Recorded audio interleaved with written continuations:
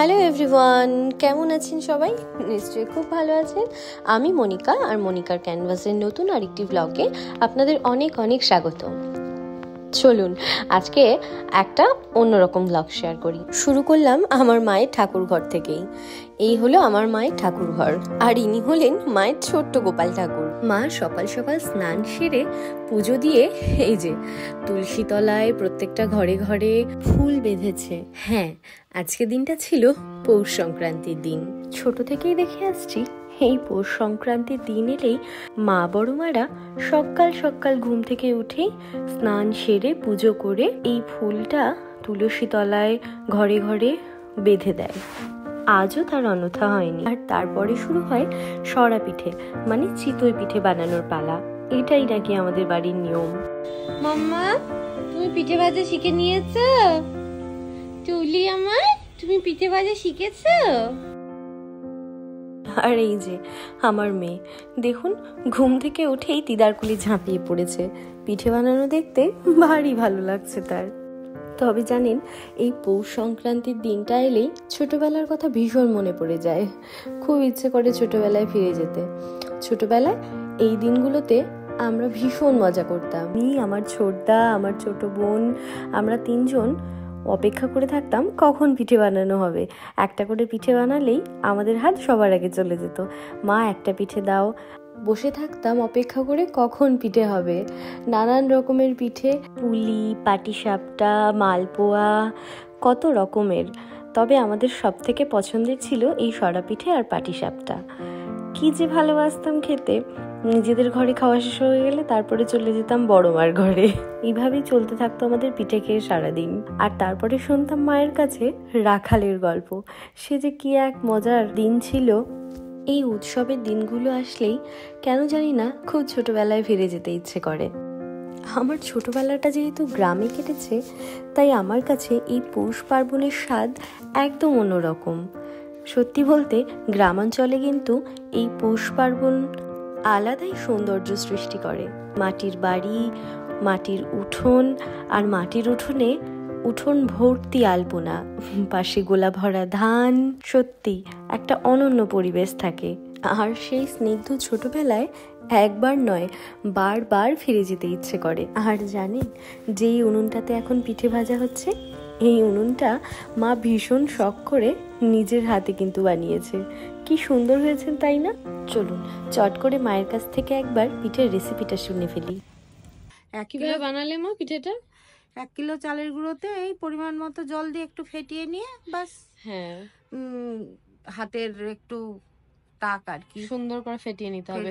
আচ্ছা, ওটা কি করে বোঝা যাবে যে মানে হয়ে গেছে আর কি রেডি মিশ্রণটা? এই যে পিঠেটা যে আমি যে তৈরি করছি, এখান থেকে দেখে পিঠেতেই দেখো হাতাতে লেগে আছে, চামচে লেগে আছে। এই যে এটাতেই বোঝা যাবে এটা লেগে আছে।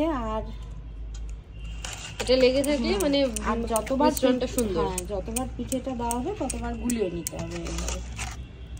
এইভাবে গুলিয়ে নিতে হবে, বাস হয়ে গেল। কড়াতে পিঠে তৈরি করা সব থেকে সহজ। মাটির সরাতে পিঠে তৈরি করাটা সব থেকে সহজ, আর যে আমার কাছে তাই মনে হয়। আর ওই ননস্টিকের প্যান বা কিছুতে আমার কাছে ভালো মনে হয় না, মানে অতটা ফোলে না, তাই ফোলে না। মানে এটাই আমাদের ট্রেডিশন, আর এটাই হয়ে আসছে। হ্যাঁ, মানে যেভাবেই হোক বাবা আগের দিন রাত্রিবেলা এই সরাটা নিয়ে আসে, আর মা মানে এটাকে বলে সরা পিঠে, তাই তো? আমি জানি চিতই পিঠে বলে, চিতই পিঠে, সরা পিঠে। আপনারা কে কি বলেন জানাবেন। আমাদের বাড়িতে তো আমরা এটাকে সরা পিঠে বলি। আমাদের মকর সংক্রান্তির দিন এটা করতেই হয়। হ্যাঁ, মানে এটা আমাদের নিয়ম আর কি। হ্যাঁ, এটা ঠাকুর বাড়ির নিয়ম। মাটি সরাতে যদি বানাতে হয় তাহলে কিভাবে প্রিপারেশন নিতে হবে, প্রিপেয়ার করতে হবে কি করে সরাটাকে, আগে সেটা বলো। প্রথমে ঢিমে আছে, হ্যাঁ ঢিমে আছে বলতে অল্প জাল দিতে হবে আর কি। দিয়ে ঢিমে আছে সরাটাকে একটু কাঠের গুঁড়া হোক, ধানের গুঁড়ো হোক, বাস কিছু একটু দিয়ে পুড়িয়ে নিলেই মানে সরাটা আর কি প্রিপেয়ার হয়ে যাবে ভালো মতো করে পিঠে বানানোর জন্য, তাই না? তারপরে সরাতে একটু তেল দিয়ে তেল ব্রাশ করে নিলে ভালো হয়। হ্যাঁ, তেল ব্রাশ করে তেলটা মুছে নিতে হবে। হ্যাঁ, একবারই। ঠিক আছে, চলো উঠাও দেখি।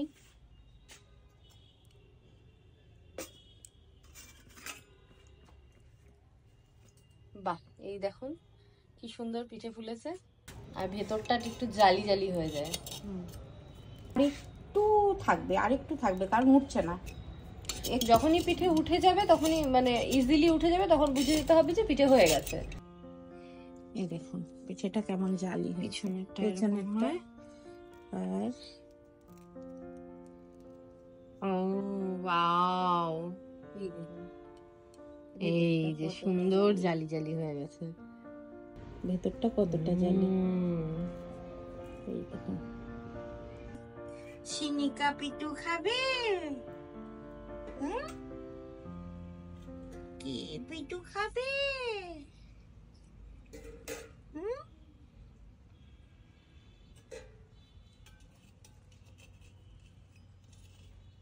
কে খাবে?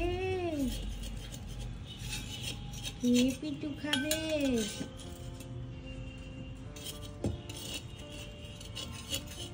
আগে যখন আমাদের বাড়িতে, গ্রামের বাড়িতে পিঠে হতো, তখন আমরা 3 জা ছিলাম। কার পিঠে আগে ফুললো সেইটা নিয়ে আমাদের কত আনন্দ ছিল। আমরা খুব আনন্দ করতাম, সারা বাড়ি আলপনা দিতাম। পুরোনো দিনগুলো স্মৃতিচারণ করতে করতে আমরা যেন ঠিক পুরোনো দিনেই পৌঁছে গেছিলাম। তবে মা মেয়েতে গল্প করতে করতে কখন যে পিঠে ভাজা শেষ হয়ে গেছে বুঝতেই পারিনি।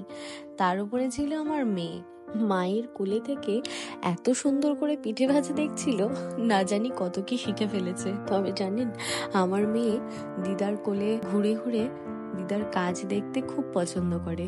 মা যা কাজ করে ওকে কোলে নিয়ে ও চুপ করে দেখে, সেটা খুব ভালোবাসে।